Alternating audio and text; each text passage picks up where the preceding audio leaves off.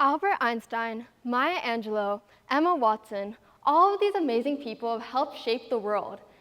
But they all lived wildly different lives. However, they do share one common trait. But what could this be?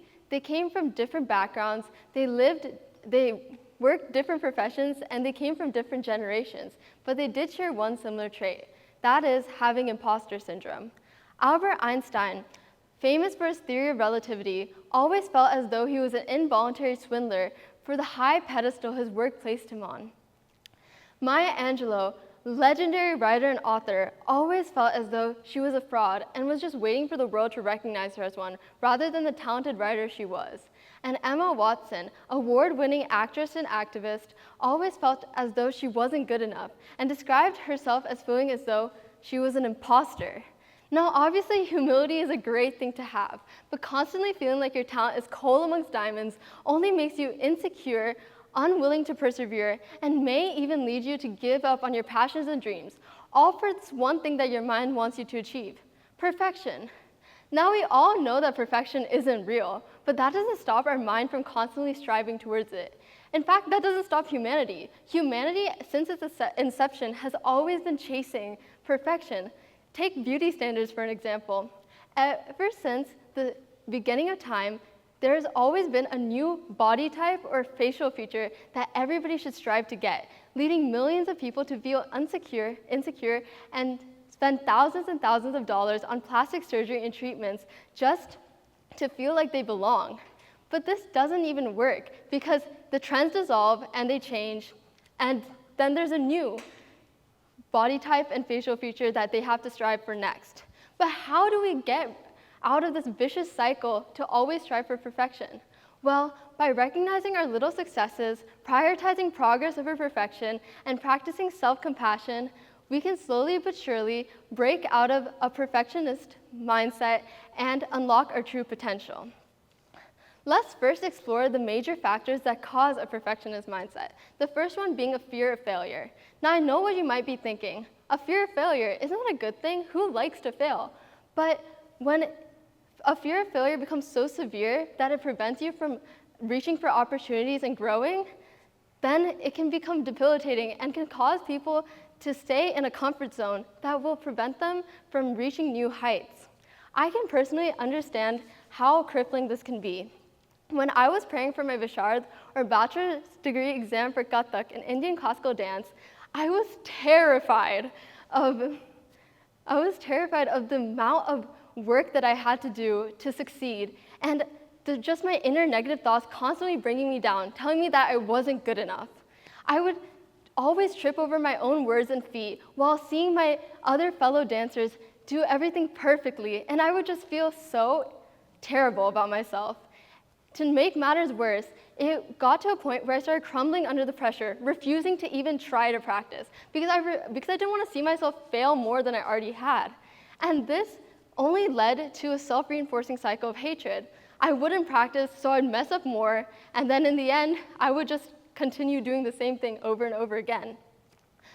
And I was procrastinating doing the thing that I loved most, a skill that I had cultivated for the past 10 years.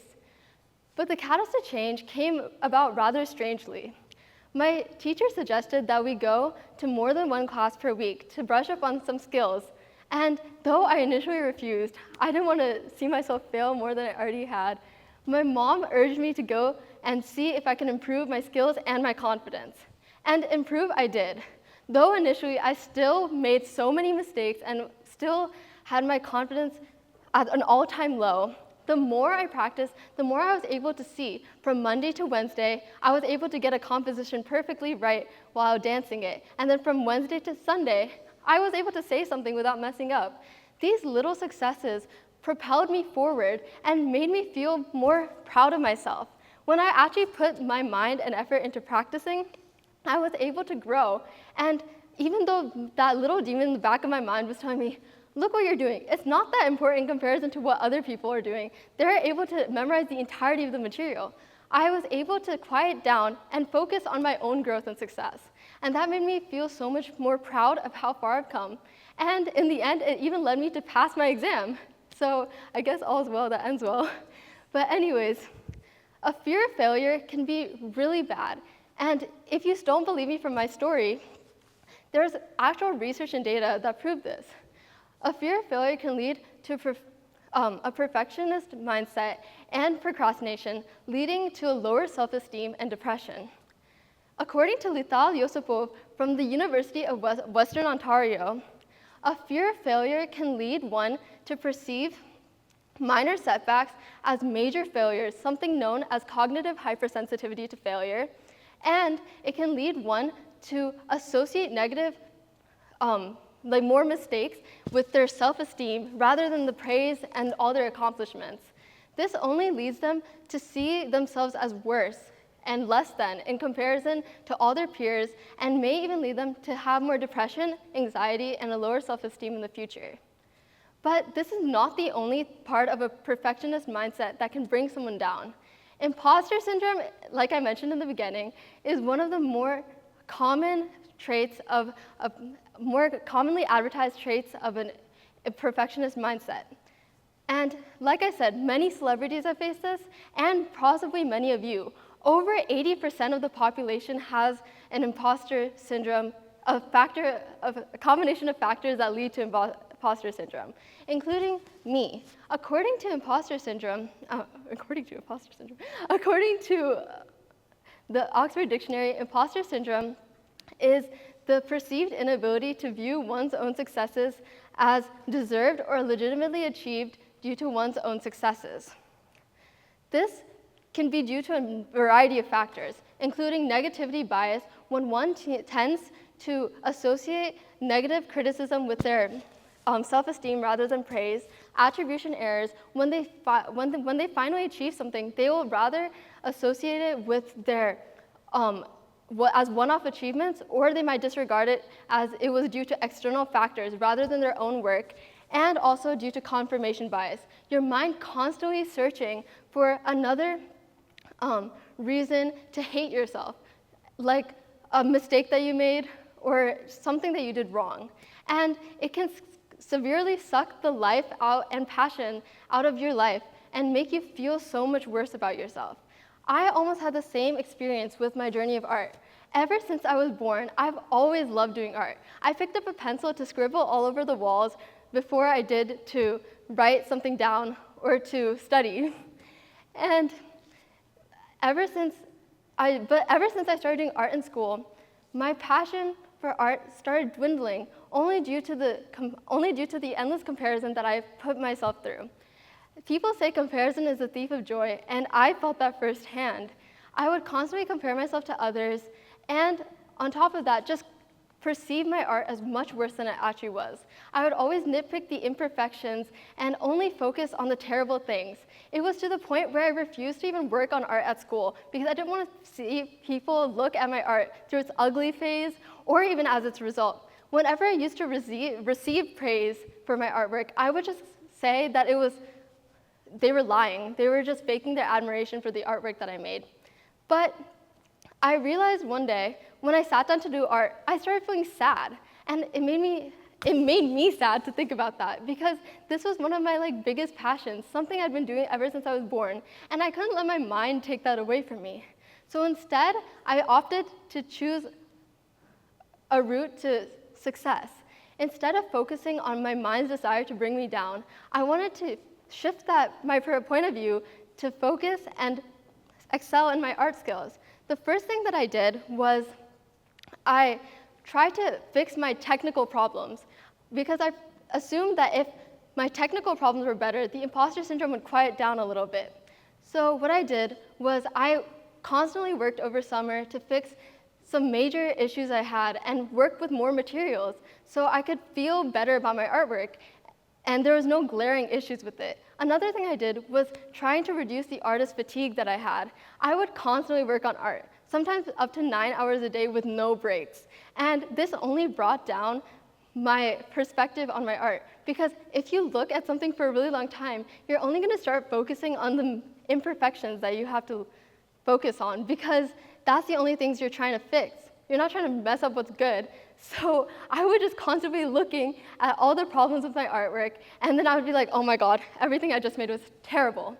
So when I started allowing myself more breaks to find inspiration in other places, I was able to finally appreciate what I've created with myself. And I was finally able to find love for art again. Imposter syndrome and fear of failure are only some of the factors that come with a perfectionist mindset, but they're probably one of the biggest. And a perfectionist mindset is only going to hurt the people that you love the most, because you're going to give up on your passions and your dreams, and then everybody surrounding you is just going to see a shell of the person you were before, because what makes a person without their dreams and their goals and their happiness? But there are some things that you can do to escape this vicious cycle of self-hatred, and they all fall under one thing: lowering your standards. Now, I know, this seems like a horribly hard thing to do, but trust me, if you just take it one step at a time, like you're practicing a sport, or you're practicing for your dance exam like I was, you will be able to excel. The first thing that you can do is set more achievable goals for yourself. Typically, when one procrastinates, they tend to force themselves to fit a plethora of activities and responsibilities into a very short time frame, like a week, a day, or even an hour. And this is not healthy at all or happy. Or will make you happy. It'll only make you make more mistakes, which can fuel a cycle of self-hatred, because when you make more mistakes, you're going to have a higher fear of failure, and then this will propel a cycle. So if you allow yourself more time to do the work, and through proactive planning, you can allow yourself to check your work and just do better overall. Another thing that you can do is embrace your mistakes. I know this is also a very hard thing to do, because a fear of failure practically prevents that. But one thing you can do is, whenever you do make a mistake, try to solve it as fast as you can. One thing I like to do is that if I do make a mistake, I immediately run and try to map out how I can solve it as efficiently as possible. Like if I forget to do an assignment that was due, what can I do now? I will quickly try to find the most appropriate time to complete the assignment and submit it, and maybe even write an email to my teacher explaining the circumstances that caused me to do this. This will make me dwell on the issue less, and it can help everybody just be calm and not associate with their mistakes with their self-image more. Lastly, what you can do is actively challenge your negative self-talk. Whenever that little demon in the back of your mind called imposter syndrome comes up again, and it just constantly tells you that you're not good enough and nothing you ever do will be, try to challenge that. As content creator and award-winning author Stephanie Yeboah said, whenever she received a lovely comment on her page, she saved it in a file on her computer, so that whenever she felt that imposter syndrome creeping up again, she could look through that file and just remind herself that she is worth it. We don't need a platform or millions of fans to apply the same aspect in our life. We don't even need a computer file. We just need to remind ourselves in our brain that we can do this and we are worth it. Take all your accomplishments, even the little ones, and remind yourself how far you've come. For me, example, the fact that I was able to come here and say a speech to you all, the fact that I'm even saying a speech is crazy to me. So I can use this as an example. So whenever I feel terrible about public speaking, I can just remind myself, I was able to give a whole speech. So I can't be that bad, right? So anyways, remind yourself that you are worth it. Actively combat all that negative self-talk that you do, because that's only going to bring you down.